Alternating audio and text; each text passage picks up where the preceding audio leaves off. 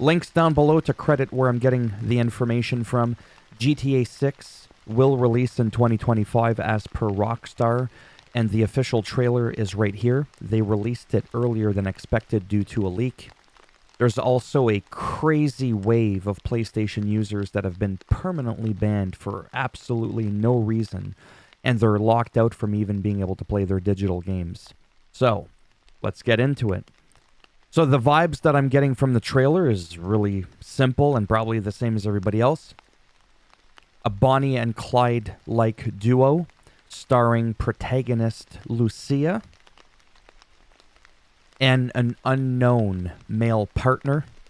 It takes place in what appears to be the state of Florida, and we know that to be true because if you watch the trailer for a moment, you will see the word Vice for the sign.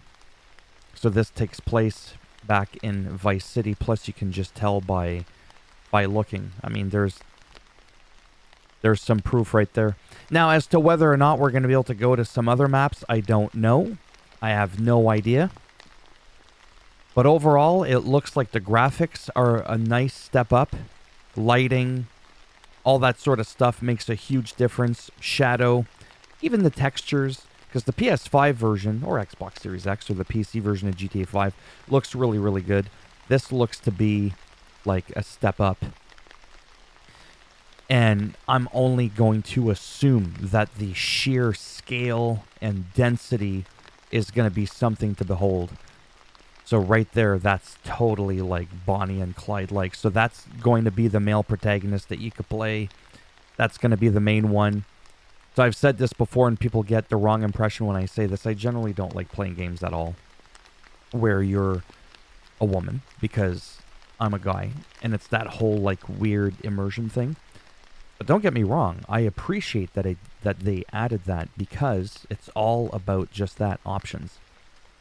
Not everybody's a guy. That's why I like things like games that allow you to create your own character. So like in GTA 5, I thought they could have done with a female character in there somewhere, but they didn't. It was 3 dudes. So what I'm hoping is going to happen here, wishful thinking, and this is not a rumor, this is just me wishing, that there could potentially be 3 characters, but you get to choose a 3rd one and you can customize them. I think that would be really amazing. So to go from 3, you had Michael, you had Trevor, and you had Franklin. I almost forgot his name there for a second. Not like I have it written down on my notepad or something. That was really cool. So to go from 3 to 2, I'm not saying that's a step down because it's all going to have to do with how good the story is. I think it's going to be incredible. I'm just so excited. 2025 can't come soon enough, man. I mean, if there's any good news, I mean, yeah, it's going to be, over a year from now that the game is going to come out because we're just about to hit 2024. So it's going to be in like another, at the earliest. I mean, this is all speculation, but it could be like 16 to 18 months before we get to play this. But as you could tell from trailer 1, I'm sure they're going to keep us hyped. Is that Steve Irwin? They could have done that. That would have been funnier. Have somebody that kind of looks like Steve Irwin. Even though he was the crocodile hunter and those are alligators. Yeah, that's right. I know about that.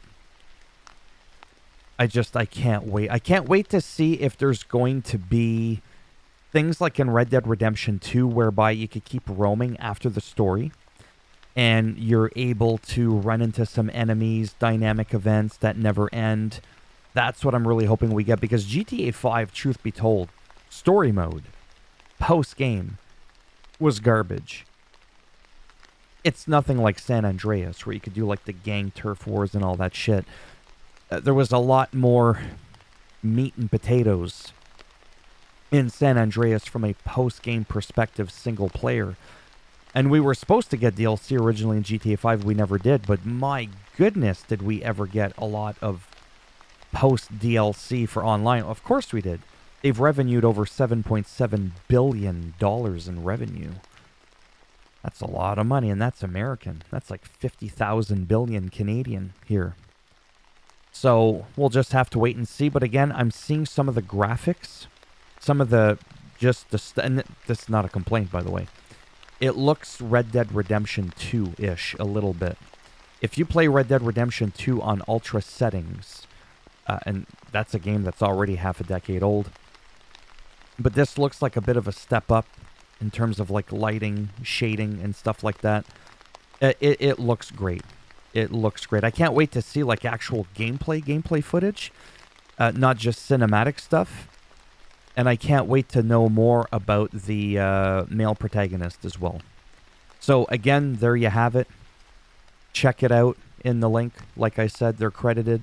The other thing I want to end the video on was the wave of PlayStation Network accounts that have been permanently suspended for unknown reasons. It was reported by The Verge, everybody on Twitter, Instagram, Reddit. It's just all over the place. And the scariest thing, and this happened to me, well, not getting banned. I got hacked. Someone phished my information, and Sony gave them my information twice in fucking 3 hours. I made a video on that. So this is what it would look like here. The account permanently suspended from PlayStation Network due to a violation. But then they're so quick to dismiss you. And I made a video on this when they gave my account away. They're just very dismissive. Oh, I lost everything. Oh my God, I've got, over 800 games or whatever. And they're just like, after verifying, yeah, so, you can make a new account. And is there anything else we can check for you? It's like, yeah, bitch, how do I get my games back? Right? And that's the thing with the whole digital versus physical. I still love digital because I go through games like crazy. And I can't even physically reach my PlayStation anyways. So I prefer to do digital. Your games are generally they're garbage. Because, especially depending on the game, like Days Gone, one of my favorite games of all time, is a piece of dog shit on disc without the updates. Now, you could download the updates. I just mean like the whole completed, updated game is not there on disc. Look at The Witcher 3. Look at Cyberpunk, Call of Duty. I could just keep going on and on of all these games that suck day one and need the updates. Now, when you're completely banned and you're using a disc, the only good thing, if you will, is you create another account and then you're able to download the updates. So you could still technically play your games. You probably lose all your saves though, but you at least have the games, right? PlayStation, well, Sony, their customer service, and I've said this before, and this is coming from a PlayStation fanboy, okay? Die hard since day one they made their first console before Xboxes even existed. Sony's customer support is absolute horse shit diarrhea dingleberry squirts. Okay? It is awful. I've had a lot of dealings with Xbox. Don't forget, I've always had an Xbox every generation. I just kind of have it on the back burner. I just predominantly prefer, for my own reasons, prefer PlayStation. And once in a while an exclusive or something. Now, okay, let's go to the Xbox. But the very odd times I've had issues with them where I needed to contact customer service, I mean, oh my God, they were so good. They were so good. See? I swing both ways, baby. I'm bi-console. Actually, I'm tri, because I have a Switch as well. I'm quad, because I have a PC too. Anyways. Really quick, in case you're wondering why it is I shat on Xbox for so many years. I had 2 Red Rings of Death with the 360, the original Xbox, and the first Xbox One that came out, then the Xbox One X, and even my Series X that I have now sometimes. What would end up happening throughout all of these years, all the different generations, is really simple. I would end up getting fake dead batteries that needed to be charged when they didn't. Then I would unclip the battery, put it back in, then I was good for another 2 hours. Something you can't say about a PlayStation controller. See, I can shit on it where it deserves to be shat on. That really got frustrated. I'd be in the middle of the game and I'd get signed out of my Xbox profile, which would disconnect my controller. And if I'm playing like Call of Duty or I'm playing Ark and I'm trying to tame a dinosaur, that can be deadly. So just that kind of stuff that really bothered me, and it happened multiple times. Nobody could explain to me why it was happening. It was really frustrating. I had to buy new controllers, by the way. I had to buy new batteries. I was still getting the same problem. I've swapped out Xboxes, still had the same issue. On my Series X, I've had it for about 14, 15 months. And for about a month or so, which was during the summer that just went by, I went through a little period where I would have issues with my profile disconnecting. And that was very, very frustrating. I was like, are you kidding me? This bullshit is following me all the way over here. But it seems to be working now, so that's why I've always kind of had issues with Xbox, because I've literally always had massive issues with Xbox. PlayStation, I've just very rarely ever had issues. I had one console die on me.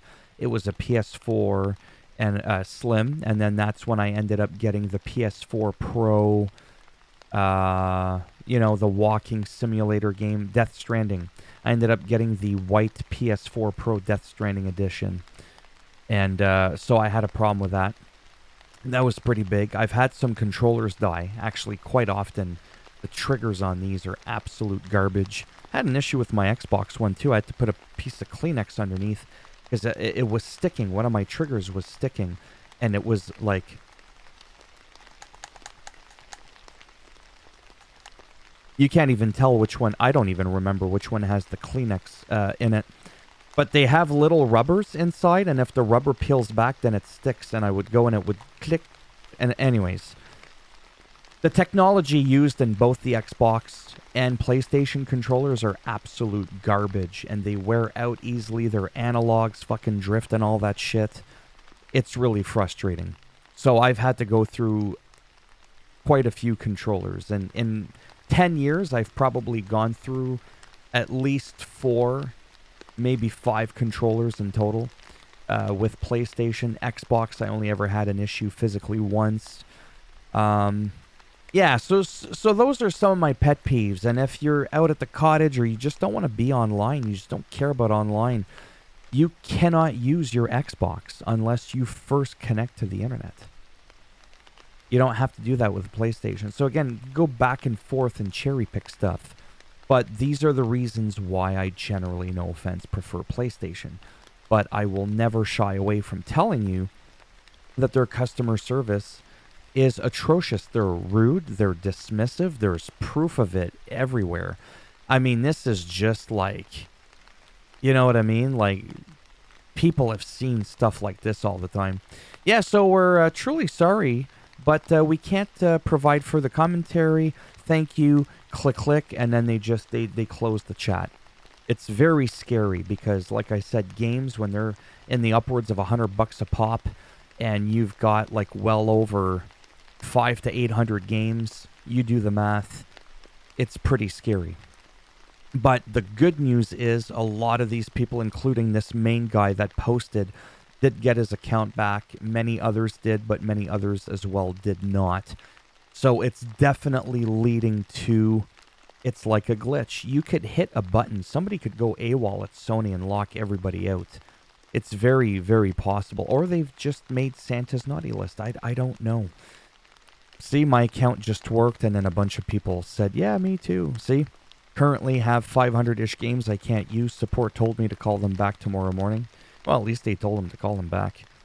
Anyways, that's it for this video. I just wanted to bring to your attention that GTA 6 Trailer 1 is officially out. The game is releasing in 2025. And a little mishap with some PlayStation users with their accounts. And that took me just under 15 minutes. I could have probably done this in 15 seconds, but this is what I do. As always, if you liked the video, a thumbs up. It does greatly help support the channel with the algorithm. And if you didn't like the video, just go ahead, give it a thumbs down. We'll bend it in half. We'll twist it. And I'll send that guy after you. And if you want to subscribe, I mean, naturally, that would be great now, wouldn't it? But if not, I get it. Thanks for stopping by anyways. Take care. And maybe I'll see some of you in the next one. Bye for now.